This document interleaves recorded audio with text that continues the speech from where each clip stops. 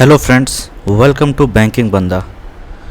तो आज मैं एक नए टॉपिक पर डिस्कस करने वाला हूं जो एग्ज़ाम में एक बड़ा रोल प्ले करता है।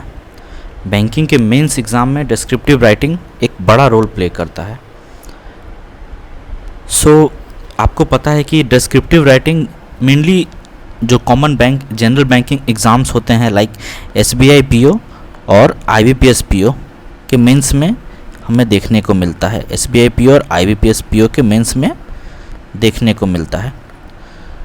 इसके बारे में बता दूं कि दो चीज़ आते हैं, एक लेटर राइटिंग आता है और एक एसे राइटिंग आता है डिस्क्रिप्टिव में। यही दो चीज़ हमें करना होता है। तो डिस्क्रिप्टिव में मार्क्स क्या होते हैं? SBI PO में डिस्क्रिप्टिव राइटिंग 50 मार्क्स का होता है और IBPS PO में 25 मार्क्स के होते हैं। और दोनों में टाइम जो मिलते हैं हमें 30 मिनट्स ही मिलते हैं और ये हमें ऑनलाइन टाइप करना पड़ता है कीबोर्ड से। ओके, सबसे पहले हमारा सारा मेंस का सेक्शन हो जाता है, क्वांट, रीजनिंग, इंग्लिश, GA, ये सब होने के बाद ये ओपन होता है। और एक बात बता दूं कि अगर आपका पिछले 4 सब्जेक्ट्स में जो भी मैंने बताया उनमें अगर आपका सेक्शनल क्लियर नहीं होता है तो जब आपका फाइनल रिजल्ट आएगा तो डिस्क्रिप्टिव का स्कोर भी आपका नहीं दिखेगा, क्योंकि अगर किसी में आपका सेक्शनल रुक गया तो वो नहीं दिखेगा। तो मतलब आपको डिस्क्रिप्टिव का चेक करवाना है उनसे तो आपका सेक्शनल क्लियर होना ही चाहिए, कोई भी एक सेक्शनल नहीं रुकना चाहिए, तभी जाकर आपका डिस्क्रिप्टिव चेक होगा। ओके, तो ये बहुत इंपॉर्टेंट रोल प्ले करता है। अब आप खुद सोच लो, 25 नंबर एक एसे और लेटर राइटिंग लिखने के लिए आ रहा है जो बहुत ही इजी होता है। आप इजीली कर सकते हैं उसको। मैं समझाऊंगा, मैं क्लासेस लूँगा डिस्क्रिप्टिव राइटिंग पे ढेर सारे। आज ये जस्ट फर्स्ट ओवरव्यू मैं दे रहा हूँ, उसके बाद मैं रेगुलर लेटर एसे राइटिंग का मैं वीडियो लेकर आऊँगा। ओके, तो जो मैं कहना चाहता हूँ ना कि यहाँ से 15 to 20 के आसपास लगभग सभी के नंबर आ जाते हैं। वर्ड लिमिट में मैं बता देता हूँ। वर्ड लिमिट में यहाँ पे एसे में 250 वर्ड लिमिट होता है और लेटर में 150। अब ऐसा है ना कि इसमें जो सबसे इम्पोर्टेंट पार्ट रहता है ना वो होता है कि कोई तरह का एरर नहीं होना चाहिए। कैसा एरर? वर्ड एरर नहीं होना चाहिए, ना ही कोई ग्रामेटिकल एरर हो। ओके, ये दोनों एरर नहीं होना चाहिए। तो आपका और ये जो वर्ड काउंट आप इसके आसपास लिख देंगे तो आपका आराम से 18 के आसपास नंबर बनेगा ही बनेगा।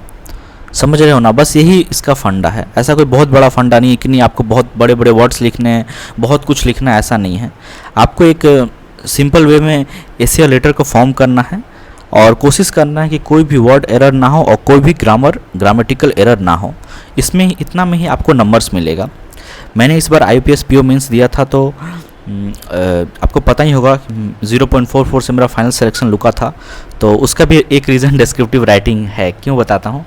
मैंने उसमें 150 वर्ड्स लेटर के मैंने लिख दिए थे और एसे के 250 वर्ड्स थे, लेकिन मैंने उस पर फोकस नहीं किया। मैं जल्दबाजी में निकल के चला गया। मैंने ओनली 200 वर्ड्स लिखे। मेरे पास टाइम रहते हुए भी ना मैं चेक करने लगा एसे लेटर को। मैंने देखा नहीं कि वहाँ पे 250 वर्ड्स वहाँ पे लिखने को बोले हैं। तो आप कोशिश करना है कि 250 और 150 लिखें ही। मैंने 200 वर्ड एसे का लिखा था, 150 वर्ड लेटर का लिखा था, जिसमें मेरे जो मार्क्स आए थे 16.5 आए थे। अगर मैं एसे 250 तक लिख पाता तो आराम से मेरे 18 मार्क्स आ जाते, जिससे मेरा सिलेक्शन भी शायद हो जाता। तो ये एक गलती जो मुझसे हुई थी, तो ये चीज़ आपको ध्यान में रखना है। ओके, कि लेटर में 150, एसे में 250 को टच करने का कोशिश करना है। ये नॉर्मल बातें हुई। कुछ डिस्कस करते हैं कि क्या क्या क्वेश्चंस मतलब एग्ज़ाम्स में आए हुए हैं। देखो, प्रीवियस ईयर कुछ क्वेश्चंस मैं आपको बताता हूँ। जैसे fake news on social media and it's outcomes, ये एसे के क्वेश्चंस है। फेक न्यूज़ के ऊपर उन्होंने एक क्वेश्चन दिया हुआ, ये IBPS 2018 में आया था। इसके अलावा ऑनलाइन एग्जामिनेशन पे आया हुआ 2020 में। समझ रहे हो? देखो, ये सब कुछ ऐसे टॉपिक्स हैं ना जो अभी ट्रेंडी है। कुछ दिन पहले फेक न्यूज़ ट्रेंडी था। कोविड के कारण ऑनलाइन एग्जामिनेशन का चीज़ जो अभी चल रहा है ऑनलाइन, ये एक ट्रेंड था।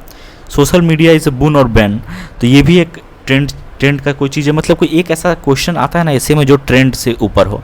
जैसा मुझे याद है कि वर्क फ्रॉम होम के ऊपर एक क्वेश्चन आया था इससे पिछले वाले IBPS PO मेंस में।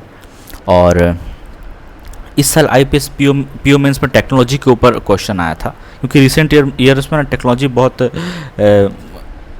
विकसित हो रही है, तो इसके ऊपर क्वेश्चंस आए थे। और मैं दिखाता हूँ, देखो advantage and disadvantage of cashless economy, ये भी एक क्वेश्चन आया हुआ है। इसके अलावा natural resource and its utilisation, ये भी एक क्वेश्चन आया हुआ है एग्ज़ाम में। तो ये आपको समझना है कि कैसे क्वेश्चंस आ रहे हैं। वर्क फ्रॉम होम तो मैंने कहा ही, future of BPO industries in India, importance of creating thinking in business, should school kids learn software coding, ऐसे क्वेश्चंस आए हुए हैं एग्ज़ाम्स में। तो आपको समझ में आ रहा होगा कि एक ऐसा भी कोई बहुत बड़ा बात नहीं इन सभी टॉपिक्स के ऊपर लिखना, आप लिख सकते हो अगर आपने थोड़ा बहुत भी न्यूज़पेपर रीडिंग करते हो या थोड़ा बहुत भी इन सभी चीज़ों के बारे में सोचे हुए कभी, तो आराम से लिख लोगे, कोई बड़ा बात नहीं है।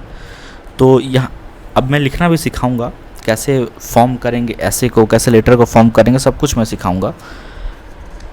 अब आता लेटर में पिछले साल क्या क्या आया हुआ वो भी मैं आपको दिखाता हूँ। देखो लेटर में दो तरह के लेटर आते हैं, एक फॉर्मल लेटर, एक इनफॉर्मल लेटर। उसमें देखो फॉर्मल लेटर में लेटर टू बैंक मैनेजर आया हुआ है। देखो बैंक मैनेजर से रिलेटेड लेटर्स एग्ज़ाम्स में आते हैं। इसके अलावा एडिटोरियल लेटर आते हैं। इसके अलावा कुछ इनफॉर्मल लेटर भी आते हैं जो आपको समझना है। तो ढेर सारे क्वेश्चंस आए हुए हैं, मैं आपको कुछ कुछ बताता हूँ। हाँ तो ये है। अब हाँ, मैं क्यों बोल रहा था कि ये एग्ज़ाम बहुत ज़्यादा इंपॉर्टेंट है, क्योंकि देखो SBI PO में 50 नंबर, मतलब सोच रहे हो इस बार SBI PO का जो जनरल कट ऑफ था वो 93 94 ऐसी कुछ था। उसमें अगर आप 35 स्कोर कर देते हो तो महज 60 नंबर ही अब आपको लाना है सब्जेक्ट से, समझ रहे हो। और IPS PO में भी सेम, इस बार 80 समथिंग जनरल कट ऑफ था। अगर आप उसमें 18 के आसपास स्कोर कर देते हो तो 62-3 नंबर ही आपको अदर सब्जेक्ट से लेकर आनी है कट ऑफ निकालने के लिए। तो सोचो कितना ये इम्पॉर्टेंट है एग्ज़ाम्स को क्लियर करने के लिए, बहुत ही ज़्यादा इम्पॉर्टेंट है। इसलिए ये इस सेक्शन को अच्छे से करना है, क्योंकि यहाँ से जो एक्स्ट्रा नंबर जो हमें मिलेगा ना, वो हमें कट ऑफ के से क्लोज लेके जाएगी, और कट ऑफ से ज़्यादा जो हम लोग बूस्ट चाहिए करीब करीब 10 नंबर का, तो वो भी हमें यहीं से मिल जाएगा, समझ रहे हो। तो ये एक इम्पॉर्टेंट टॉपिक है जिसको मिस नहीं करना है। देखो मैं कुछ बताता हूँ। Write a letter to your parents telling them about getting a new job in the city and problems you faced there. ये तो कॉमन चीज़ें हैं। अब जैसे अभी हमारी जॉब लगेगी तो एक न्यू सिटी में ही लगेगी। मेरा तो लग चुका है, मैं वेट कर रहा हूँ अभी जॉइनिंग का। और इसके अलावा और बताता हूँ। Write a letter to the editor letter आता है। इस बार एक एडिटर लेटर आया हुआ था जिसमें उन्होंने शायद ट्रैवलिंग के ऊपर, जो इंडिया में जो ट्रैवलर्स आते हैं ना, तो जितने भी मतलब हिस्टोरिकल प्लेसेस हैं ना, उसका कंडीशन बहुत ही मतलब अजीब हो गया है। क्योंकि लोग आते हैं तो उसको मतलब उसका जो क्या बोलते हैं उसको, हम कह सकते हैं कि जो खूबसूरती है उसको बनाए रखने के ऊपर एडिटर को मतलब एक लेटर लिखना था। उसमें ये कहना था कि मतलब इंडिया में मतलब बहुत ज़्यादा लोग पॉल्यूशन करते हैं और चीज़ों को इधर उधर फेंक देते हैं जब कोई ट्रैवल वाले जगहों पर कोई ध्यान नहीं देते। जैसे अभी आपने देखा होगा कि अभी जो केदारनाथ का यात्रा चल रहा है, उसमें लोगों ने कैसे कूड़ा इधर उधर फेंक के कैसे वो घाटी को कैसे करके रखे हुए हैं। इस सिचुएशन में अगर कोई फॉरेनर आएगा तो क्या उसे अच्छा लगेगा ये चीज़ देखकर? अच्छा लगेगा क्या? एकदम नहीं लगेगा। कि ये तो अपने जो भी वहाँ की खूबसूरती है वो हमारे हाथ में ही है। तो इसी चीज़ के ऊपर एक लेटर आया हुआ था, एडिटोरियल लेटर।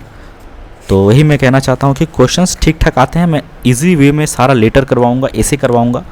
तो इस चैनल को सब्सक्राइब कर लो और मिलते हैं नेक्स्ट वीडियो में। मैं लेटर राइटिंग और एसे राइटिंग के ऊपर वीडियोस लेकर आऊँगा। उसमें मैं डिस्कस करूँगा पहले लेटर राइटिंग कैसे लिखना है, एसे कैसे लिखना है। हर एक लेटर डिस्कस करेंगे, डिफरेंट टाइप की, बैंक टाइप की लेटर हो, चाहे इनफॉर्मल हो चाहे फॉर्मल हो, एडिटोरियल लेटर हो, सारे डिस्कस करेंगे। एसे में भी देखेंगे कौन कौन सा टॉपिक अभी रिसेंटली न्यूज़ में है, उन सभी चीज़ों के ऊपर हम लोग भी क्वेश्चंस करेंगे। ओके, मिलते हैं नेक्स्ट वीडियो में।